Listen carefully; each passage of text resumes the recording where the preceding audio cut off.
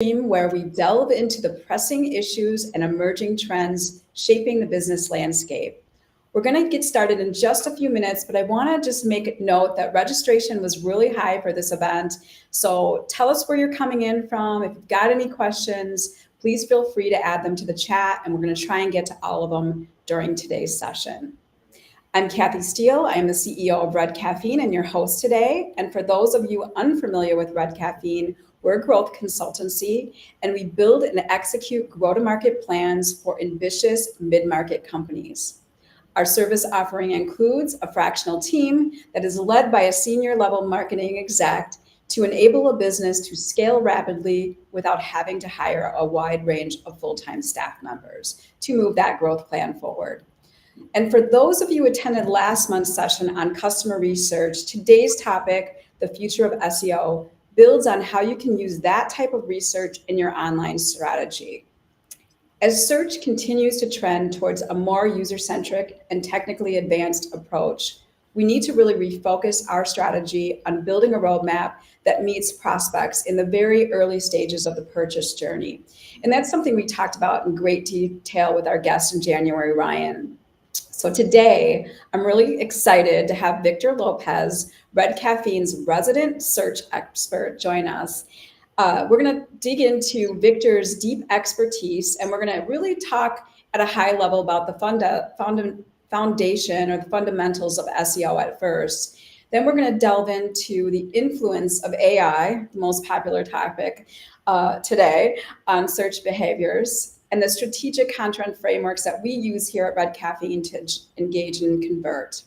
Some attendees might be surprised that we're still hearing from our prospects that their customers don't find them online. So Victor and I are hoping that this conversation is an invitation for those to really rethink what you know about SEO, embrace its complexities, and to unlock the potential it holds for making genuine connections with your audience. So let's jump in. So Victor, tell us a little bit about yourself, and give us something that's interesting that's not on your bio. Well, thank you, Kathy. I appreciate the invite and being here. I've been working on the web since the early days of the web, optimizing websites for years. But something not in my bio, I'm an avid traveler. So I am on a journey to visit all the major pyramids around the world. And this past summer checked off Mexico and Guatemala. So I continue my journey south, so getting away from the screen there. But, my day-to-day is focused on search engine optimization. Oh, well, we definitely share that passion for travel. As you know, I'm currently in Mexico myself. So, I didn't realize that there were so many pyramids here in Mexico. I have to make note of that on my bucket list. Yeah, we can talk offline about those. Right. I'll give you some suggestions. Sounds good. All right. Well, so let's start with, kind of the basics. I think we always kind of like to start really at that macro level. Can you just provide the audience an overview of search engine optimization? Yeah, that's a great place to start because search engine optimization or SEO has really changed throughout the last 10 years. Accelerated change, post-pandemic. In the early days of SEO is really just about how many times can I put the keyword on this page, even using tactics of, we would hide keywords in white text in the background in the early days, right? But as algorithms have become more advanced, as AI has come into the forefront, SEO has really evolved. And what we do here at Red Caffeine is we focus on what we call the pillars of SEO. And there's 4 pillars that SEO stands on, and every initiative needs to go guided back to one of those. And those are abbreviated by the acronym E, so EEAT. The first of which is the experience, and it asks the question, does your website, does your content portray that you have experience in your field?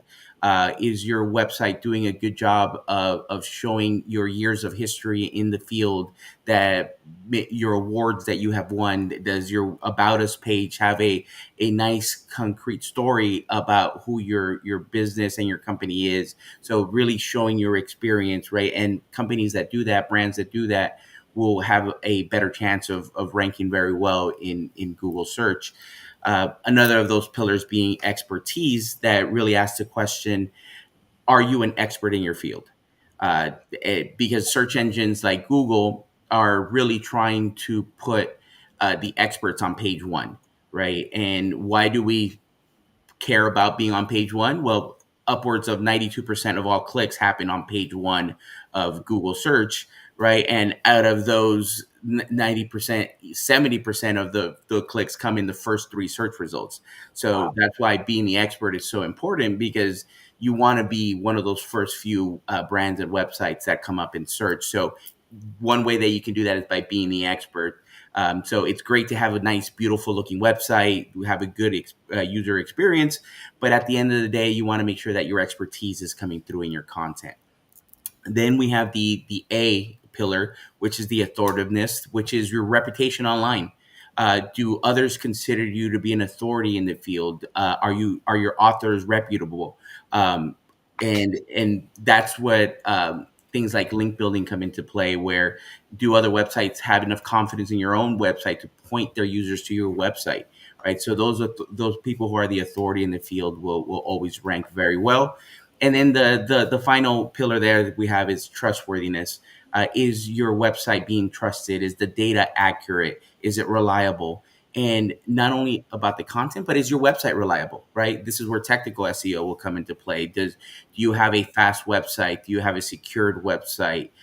So a lot of technical aspects go about being trustworthy. So that's really what a modern SEO strategy looks at. It looks at your website in a holistic view, so that it's not only ranking one keyword or two keywords, it ranks up your entire website and you're a consistent presence in page one. And that's what we try to do here at Red Caffeine. If we move over to the next slide, we can also talk about something that will come up later on, is about intent and how search engines look at intent of your keywords, right? And understanding that your keyword strategy is geared towards the right intent. If a keyword is informational, understanding that you need to provide content that answers all these questions and provides a lot of information to your users. Is it a commercial intent, somebody that's mid funnel in the marketing funnel who is looking for comparisons, right? Comparing yourself to one brand to the other, comparing products in verticals. And then I think for our audience here, the ones that a lot of business owners will care about, the transactional keywords. Those are very low funnel keywords, users that are ready to convert, that are ready to make a purchase if you're an e-commerce site, ready to request a demo if you're a SaaS website. Understanding what those keywords are to be able to cater that content is very important. And then navigational intent just means, somebody that is looking for your website. So is your website branded correctly so that search engines can guide users to your web page? So that's what we call the keyword intent. And then if we go to the next slide, what we'll see is the tools that we use, right? This is what a lot of people in our audience are probably used to when we talk about SEO, right? But these are more tools, and everything goes back to those pillars, right? Like, for example, technical SEO, it's about the trustworthiness of your website. Do you have a reliable website? The on-page side of SEO really talks about the experience and the expertise, and those are the tools that we use to prove that we're experts, that we're in authority, and we have experience in our field. And then the off-page SEO side, that's targeting that authoritativeness, that builds links from reputable sources back to your website. So that these are the tools that we use in order to execute that modern SEO strategy that we focus around those pillars. So Victor, it felt like the whole of last year, 2023, was focused on GA4. Can you talk a little bit about, is there still lingering impact that we should be thinking about? Where are we at now with GA4? Yeah, Google Analytics 4. Wow, that's a hell of a topic to say. It was one of the biggest changes in analytics over the last decade. A lot of SEOs like myself, I'll be honest, were a little bit hesitant to go into Google Analytics 4 just because we were so comfortable with the previous version, Google Analytics 3. But now that we're in the middle of it and the transition has been executed and everybody's in Google Analytics 4, we're really starting to understand how powerful it is, because Google Analytics 4 really gives us a lot of insights into user engagement and how users are using your website. Just to give a brief example, Google Analytics 3 always gave us the amount of sessions or the amount of time somebody would come to your website. But now they've created metrics like engaged sessions. So they tell us, okay, out of these 15,000 sessions that came to your website this month, let's say 11,000 actually engaged with your website. So it actually gives you more metrics about the user behavior of how users are using your website. So it's a lot more important metrics and a lot of more user metrics. And also, that buzzword, right? AI, the machine learning that's been incorporated into Google Analytics 4, that allows us to identify trends a lot quicker. It allows us to get insights based on that data that maybe we didn't have insights into before. We're able to do that now with the machine learning of Google Analytics 4. And what we've learned is that as more data comes in, it gets more advanced. It keeps learning. It keeps giving you more data. So quarter after quarter, year after year, it's just going to get stronger. It's going to get stronger. It's going to be a more powerful tool as we move on. Yeah, I mean, I appreciate that. I feel like, there's been a lot of hype around some vanity metrics, and going back to what we, started our discussion with in terms of creating like a customer or prospect centric approach online. I think really getting more like meaningful data and input through our analytics programs and our measurement is going to help us refine our campaigns and do a lot better job of meeting that customer with content and information that's really relevant to them. So in terms of AI, I think you cited some really good, like samples or analogies when we were prepping for this conversation. Can you talk a little bit deeper about what is happening with AI and what we're seeing? I mean, I think we're still so very early stage, of course, but what are we seeing in terms of this AI and SEO revolution? Yeah, so particularly the release of ChatGPT in 2022 and its rise to prominence in 2023 brought AI to the mainstream, right? It's a lot of us that for a lot of people that was the first time they heard about AI and these kind of chatbots, and uh, going to these chatbots, typing in a question and getting an answer became very popular, and it was seen as a revolution in the space. But the reality is AI and machine learning have been used in SEO for a long time now. Google first incorporated AI into their algorithm back in 2015 with something called RankBrain. And they've been using it to rank websites properly, understand user intent, understanding natural language and understanding the topics that you're writing about. As simple as they may sound, we were talking about this during our prep session, right? The understanding of the word and the word or, that in the past you would get the same results, and if you had the word and, right, like if you had the word orange and bicycle, right, you would just get orange bicycles. Right now you'll get some definitions of the color orange and bicycles, because you're looking at different results. So AI is being used by users in the space to try to get answers to their questions, and and search engines are adapting to it by incorporating it into their search engines as well. For example, Bing has a big incorporated ChatGPT into their functionality. Google has been testing this platform that we call SGE, or Search Generated Experience. That's still in the testing phases, that they haven't released to the public. But in some cases, it's being used on mobile devices, right? If you use Google Search on your mobile phone right now, you may get a little AI experiment that's trying to answer the question. So search engines are adapting to that new user behavior. But in the end of the day, they have used it in their algorithms and the search algorithms for a lot of time. So as SEOs like myself, understand how that's being used in their algorithms, and we then use that to optimize web pages accordingly. Yeah, and so you mentioned SEG, which we thought there was going to be a larger release from Google this year. Talk a little bit about what's truly going on. Yeah, so SGE had initially had in Google Labs, which is like their experimental side, had an end date of December 2023. And we were all expecting it to be released to the wider public towards the end of the year. But what we ended up finding out is instead of releasing it, they took away kind of the end date and just left it indefinitely in testing, which is not surprising because one of my teammates, Andrew, mentioned this to me. He said, one of the problems with SGE was that it's still learning, and half the time it would still give the wrong answer. So the confidence wasn't there, right? So it still has a lot of learning to do. But as Google does, right, what they're doing is they'll take those test results and those results from there, and they'll incorporate certain features into search results. So what I expect is what we'll see in the future is instead of getting a whole new experience, we're probably going to get parts of those features incorporated into the standard search.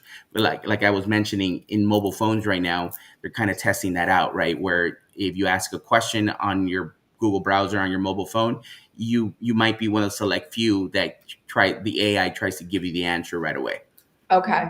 Yeah, I think that's an important thing to note is with all this influx of incredibly advancing our technology, we're still in such a learning process. We're in such an experimental phase. I mean, if Google thinks they're going to do something and then they roll it back or they do it in a way that, the rest of us are following suit.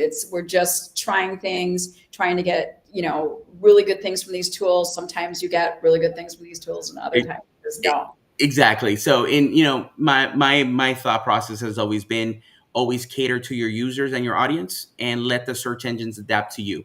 Yeah. And always be the thought leader. And if you are doing a good job being that thought leader, of being the expert, search engines will want to put you in front of their audiences. So instead of adapting to them, have them adapt to you.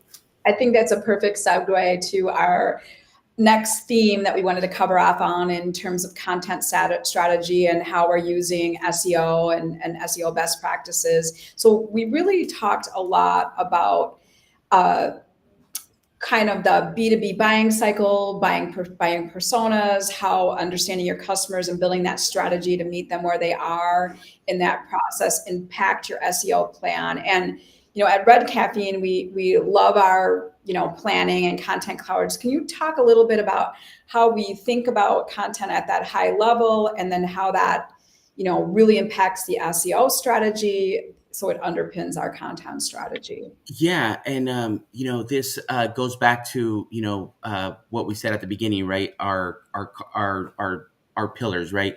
And your content strategy goes around proving your experience and your expertise. And one of the tools that we have to order to prove that expertise are what we call our content clusters and our pillar content, right? Where we select a 3 or 4 or up to 5 main topic ideas that we really want to focus on as a website, and we want to prove our expertise in there. We will produce a long form piece of content that's really the pillar or the staple piece of content, and then we will support that with subtopics and really go in depth in these subtopics, so that every area of the topic is being covered. And then through these content calendars, we're able to really lay out a plan that says, this month we're going to cover this aspect of this topic and this aspect of this topic, and continue to build that expertise. Continue to do research on a monthly basis to see what those new trending topics are, and ensuring that we're answering the questions that the audience is looking for, and understanding that every piece of content is not going to cater to every person, but it's important that we cover it so that we're covering that topic in its entirety, so that there's no gaps in that coverage. So you're saying a little bit more like go deep versus have this, we do everything for everyone. I feel like we're hearing a lot about niches and really being domain experts, and how, like we say 3 to 5. Can you do 7 or 10 content areas, or what are Yes. your thoughts on that? We say 3 to 5 because that's what really We also understand that, that everything has to be part of your marketing mix, and that there's other channels and there's budgets that are involved.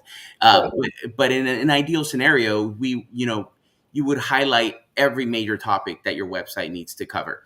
But you also don't want to get away too much and expand too much in something that's unrelated to your website. Right. So as long as the topic area makes sense for your audience and your audience is looking for it, that's truly what matters, right? Like I said, let cater to your users. Don't cater to a search engine. Understand your audience, understand those personas, and cater that content to that audience. Yeah, and we've got a question, and I don't know exactly if this fits in here, but we're talking about backlinking. I mean, is this something that the more the merrier, the more we got, the better? Can you talk a little bit about backlinking and this type of content strategy and in the construct to what we're saying here in terms of pillar content or content clusters for domain expertise? Yeah. I will. The leader of our link building team, Jason, always tells me this, right? A good link building strategy always starts with good content, right? Providing those natural backlinks that people find useful content on the web that'll say, hey, these are the experts in their field. Let me send my audience to that, right? And backlinking is a backbone of SEO. It gives you authoritativeness on the web, right? It tells others that you are the expert in the field. And there is a such thing as the wrong backlinks can create a negative effect, right? If you're just getting junk backlinks and you're part of these link networks that are just providing you bad links, they can have a negative effect on your website. So what you want to do is you want to find reputable websites to point back to your website, but and part of a link building strategy is doing that outreach and going out to websites that are authorities in their field and having them point back to your website. But also the second part of that strategy is creating very enticing content to where users will naturally want to point and other webmasters will want to point their users back to your website. Yeah, I mean, I think about it like a PR strategy. I mean, you can say how good you are at something, but when somebody else endorses you, that really, takes that third party endorsement. It takes your or peer endorsement that takes your confidence level to the next level. I think it feels like it's really similar and relatable to how you'd want to think about a backlinking strategy. Exactly, because part of the web since its early days has always been a popularity contest as well, right? So the more votes that you have, and each backlink is a vote of confidence, the more authoritative that you'll be in the space. Right, right.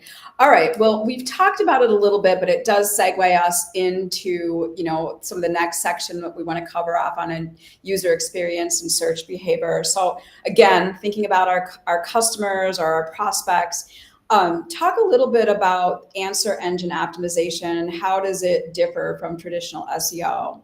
So, I think answer engine optimization is it's something that goes into an SEO strategy. So the what we call AEO is really about targeting questions and formatting your pages and your FAQs to a question and answer format.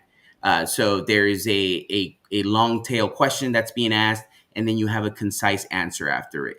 So while an SEO strategy looks at building your expertise and your authoritativeness of your content, and an AEO strategy is part of that, where we are just trying to answer trending questions and show our expertise through the answer and the question and answer process. So it's more dedicated to instead of covering a topic in broad and a long form content, it's about what's the question, what's the answer.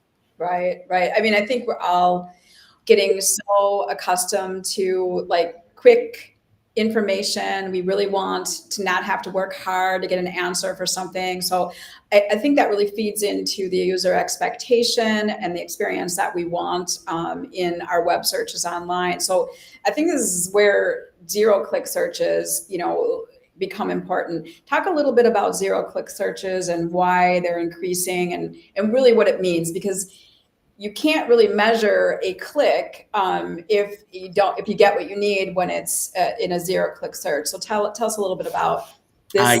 Yeah. Zero click search. I've talked to many a business owner who is frustrated by this, right? Or a lot of webmasters that get frustrated by this because, as we're seeing here on the screen, what a zero click search is somebody types in a question or a query into a browser like Google Search, and instead of being guided to a website, at the top you get the answer to your question, right? So here we ask the question, what percentage of users use Google Search?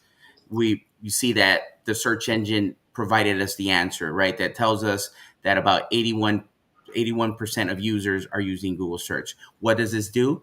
The user got the answer to their question. Therefore, they're probably not going to click into the listing, into the search result, because they've got their answer. But I think as a brand, we need to, and as companies, we need to learn to embrace this. One of our SEO strategists and one of my mentors in this business, Mauricio, the way he likes to look at it is saying, we have to understand the user intent and ask ourselves, if a user is typing this type of question, were they really looking for a website to take a look at, or were they just looking for the answer? And so as a brand, we have to embrace that and search for these questions that are being asked, and be the brand and the company that answers this question, so that when a user consistently sees us, that we're the ones answering these questions, it builds confidence in your brand, right? One analogy that I like to make, right, is this is kind of the payment for SEO, right? In paid media, you pay Google and search engines in dollars to be able to get your placement. In SEO, we pay them with information for the users. And if you're a good partner to the search engine and you're providing them the information that they need to give to their users, then for the queries that are more complicated, that you do need in-depth content, search engines will lead them to those, right? And at the end of the day, that's really what we care about. We care about those more complicated questions that are going to take users who are really interested in our product offerings and take them to our website, and then provide them a journey through our website to convert to either buy a product or buy a service that we're offering. So it's really understanding the intent around these queries and seeing, okay, which ones are really transactional, that we really care about driving users, and which of these are just questions that people are looking for the answer to, that, this question may be asked by a college student, and do we really, care if that college student goes to our website if they're just looking for a quick answer, right? What we care about is that the decision makers from a company and a brand are the ones that have more complicated questions, are guided through our websites. Yeah, I mean, definitely love the idea of quality versus quantity in so many. And I think the complexity online, we've got so many types of users, so many levels of sophistication and expectation of this self-service, whether, businesses have a more consultative approach to their sales process. I think we a lot of times just forget what they're doing, well before they've ever chatted you or completed an RFQ. It's what they're doing in that search process way in advance of them actually converting to download your white paper or what have you. Exactly. And that's what part of what we do, right, at Red Caffeine, is we provide you a concrete keyword research and strategy that says, these are the informational keywords that really you're just going to write informational content of, that might be eligible for 0-click search, and versus these are the pool of keywords that are really going to drive engagement and RFQs or purchases from your website. Right. So talk a little bit about content, because I mean, it's like a race I mean, it's so challenging, and we're seeing this influx of AI generated content, and there's, truly authored expertise content. How is this going to impact SEO and search longer term? So one thing is, search engines themselves are gonna adapt to this new world, right, of it being overflooded with content. And like we saw at the start, there's that experience, right? So a AI search chatbot or content generator, they can help you write a piece of content, and they can help polish up a piece of content to show expertise. But what they can't do is show your experience, right? So always having a somebody within the company that's guiding that content, that's providing that experience and giving those insights will always be very powerful to content as well. So I think as we get flooded with a lot of AI generated content, which I think a lot of us have been frustrated with over the last year, it's always important to remember that the websites and the companies that show their experience through that content is what's going to really do the best. And to, use AI tools just as that, tools to Right. improve your writing, but not to guide your strategy. So agree. I mean, I think we've been using lots of tools for years, but this is really accelerating our ability to create content, and fast track research and things like that. But it doesn't solve for writing good original content and having that domain or knowledge base. In terms of using old content, though, talk a little bit about, what do we do in terms of, like, if we've got existing content and it's still got a lot of great core to it. How important is it to look back at something maybe you created 3 years ago and refresh that type of content? I think it's always important to refresh your content if it's going to be beneficial to the user. Okay. Always be updating statistics to newer statistics. Always keeping it fresh so that it's useful to the audience. Right there are going to be pieces of evergreen content that can just live on your website and will always be relative. But you always want to be looking at every piece of content that's on your website and ensuring that it's as useful as possible to your current audience. Maybe in the 3 years you've changed who you're targeting, so you want to refresh that content to target that new audience. But one thing that you don't want to do is just set it and forget it. Right? It's one thing to look at a piece of content and say, you know what, it's still really relative. We don't need to adjust anything. Then, oh, we wrote this and we just forgot about it. So I think you always want to be refreshing content where it makes sense. You always want to be updating content where it makes sense.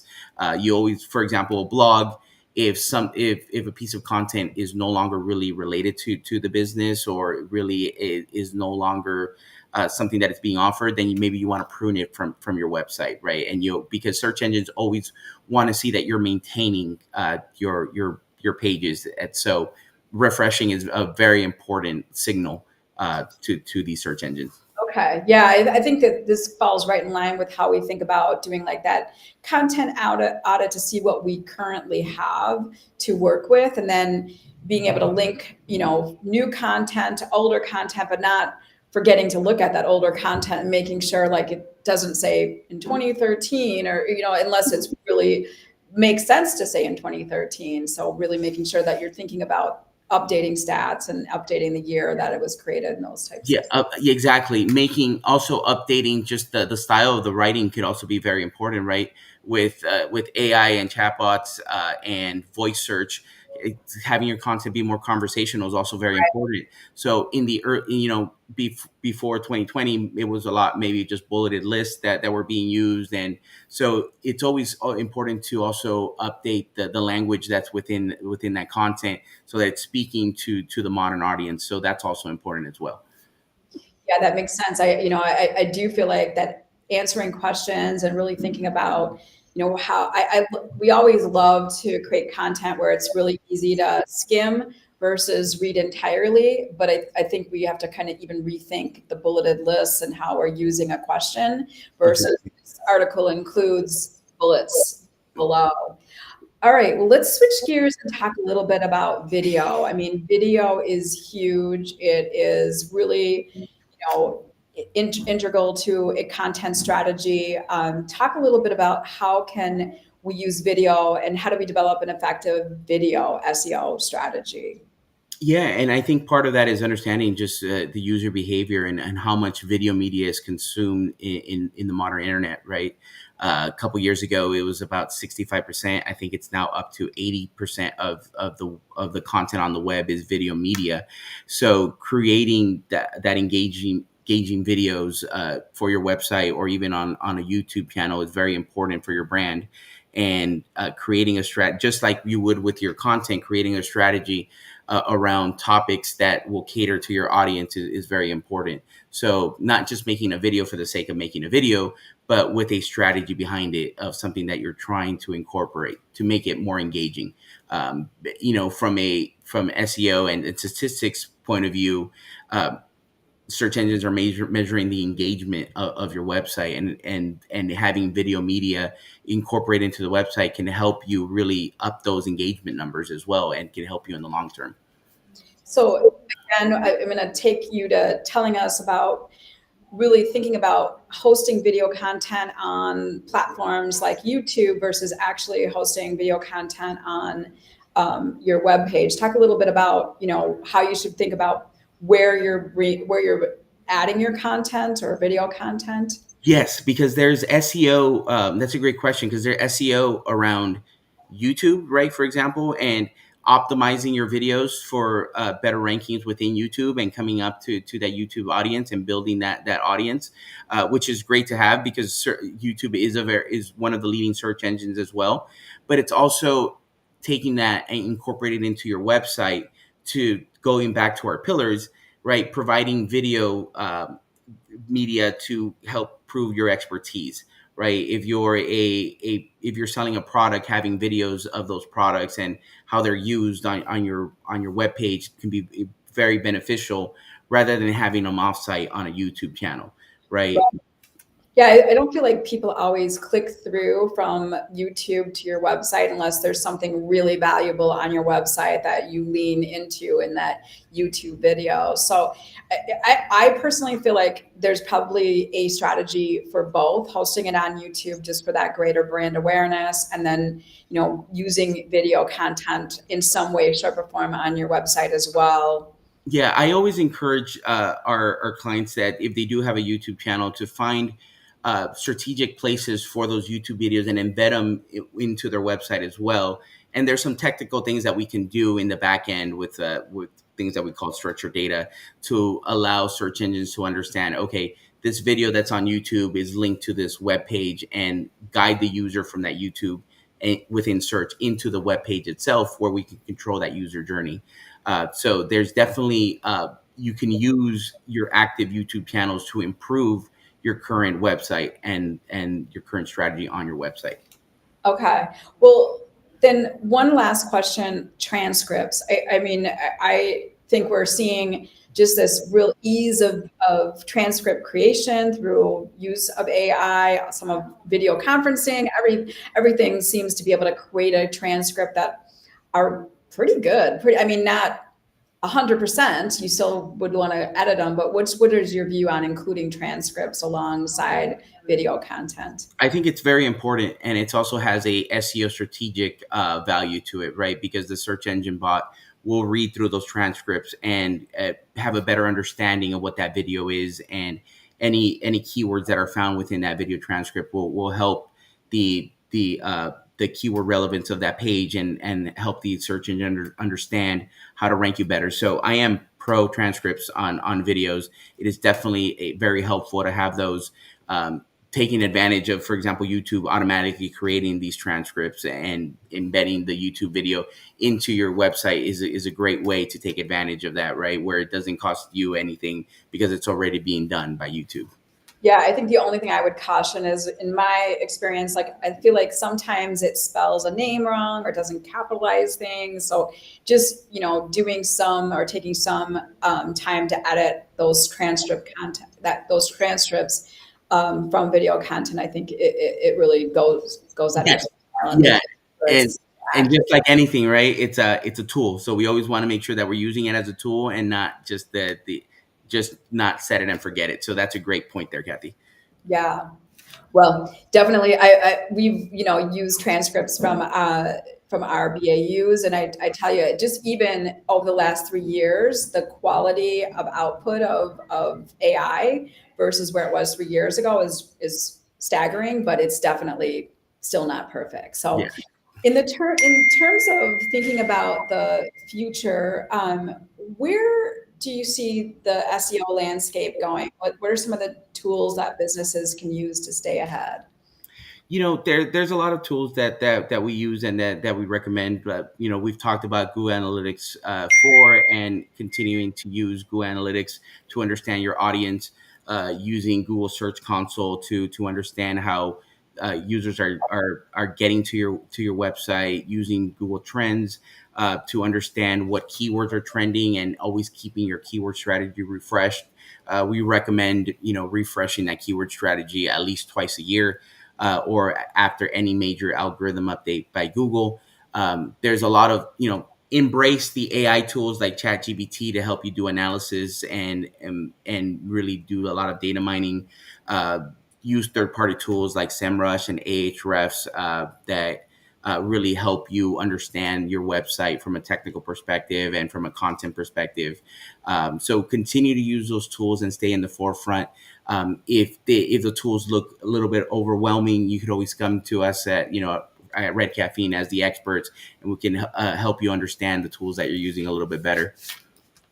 All right. Well, what about AI and technological advances? There has been talk of AI killing everything, taking people's jobs. So where do we see that impacting the future outlook for SEO? I've been hearing that SEO is dead. I think every year since I've been in this business. But I do think that we do need to take AI seriously, and we have to understand how users are going to be using those AI tools and cater to those tools. But like I said at the beginning of this, always focus on your user, right? Because at the end of the day, that's who matters.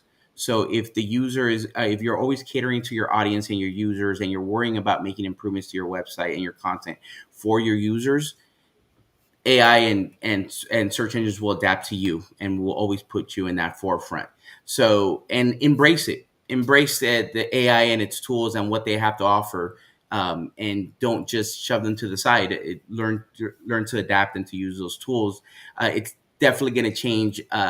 Search, the user behavior, the zero click searches, as we mentioned, right? Getting the answers right away. It may reduce the overall traffic that's going to your website, but at the end of the day, knowing that the traffic that you will be getting to your website is going to be a lot more qualified. So learning to understand the users that are in your website and guiding them through your website is going to become a lot more important, because you'll know they'll have a lot higher intent for your business, right? Because somebody who got past the AI with that simple answer is looking for more in-depth content or an actual product offering that you have to offer. Yeah, just even thinking back, like even 10 or so years ago, just the we used to have like one person handling so much in terms of our SEO strategy, and now we need a team. It's just advancing so much and being on top of all the algorithm changes and all the demands, and it's really, and then the opportunity, like it's kind of maintaining that base case, and then the opportunity is, I think, where we're leaning in. I'm curious, we did get a question, Neil Patel, of course, what do you think of his keyword tool? I think every keyword tool has its use.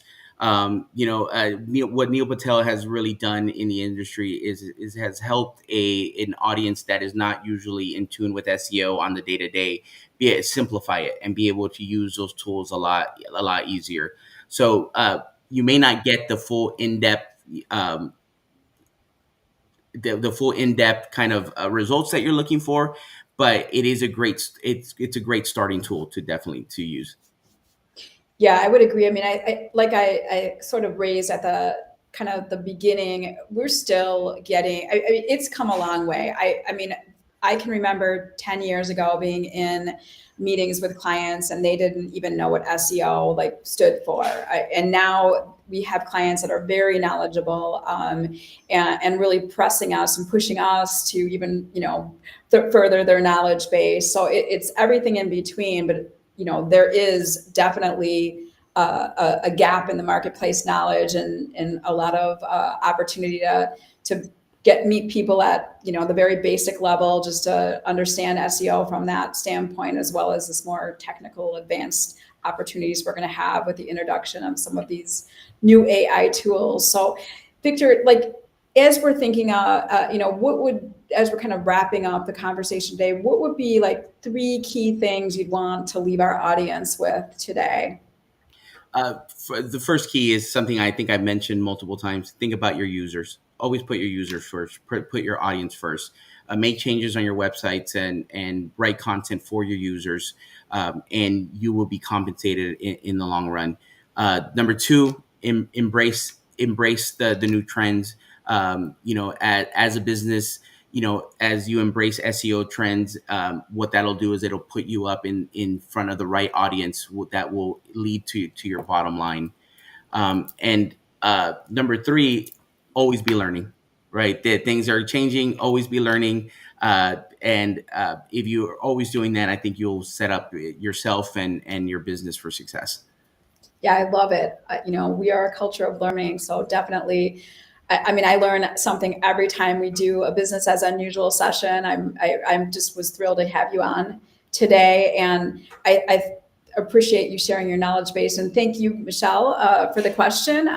We appreciate the Q&A. If there's any further questions, thank you. We're going to lean into kind of what's happening next, but we want to first really thank our sponsors. We've got Parker, you could bring up the sponsors. Oh, first we want to let people know how to get a hold of Victor if they've got any further questions. We've got his contact information here. Just reach out to him. Just put business as unusual in your communication and he'll know where the question is coming from. We want to always give a nod to the 3 companies that support the Business Unusual, our sponsors, M3 Learning. They are creating sales superstars through training and coaching. We've got HR Source, the Association for Employers. They're going to help manage HR needs more effectively and efficiently. And then Insperity, delivering full service HR solutions. And then we want to sort of lean into what's next, what's coming in to play in March of 2024. So we are going to talk about branding. So join us to learn more about the impact of branding. So we've been talking so much, and thank you, Victor, for saying that the customer experience is so important, because we believe that also is key in your branding efforts. So we're going to dive into how a well-crafted brand can fuel business expansion with customers and employees. And we're going to talk to a special guest and one of our clients, David Carbon, who Victor knows and is a big fan of Victor's he's the vice president of Lexco Cable. And David is going to share his perspective. He's a third generation leader of a family business with a blend of tradition and innovation. And in that session, we're going to talk about the impact of branding and how it has impacted business growth for Lexco. We're going to step through their experience and journey. And then we're going to talk through the benefits of investing in your brand to enhance your market presence, customer loyalty, employee experience and satisfaction, and the impact it could have on your revenue. So, Victor, thank you so much for being here today. I really, really enjoyed having you today, and it was just so much of a wealth of knowledge that you shared with us. Thank you, Kathy. It was great to be here. I appreciate the invite and look forward to doing this again one day. Yes, absolutely. We're going to have to do part 2. So I'm Kathy Steele, and it was a pleasure to host this discussion today. We hope that some of the ideas and insights that we shared will really help you think differently about your online strategy. And we want to remind you that the key to success in marketing is really understanding and engaging with your customer at every step of their journey.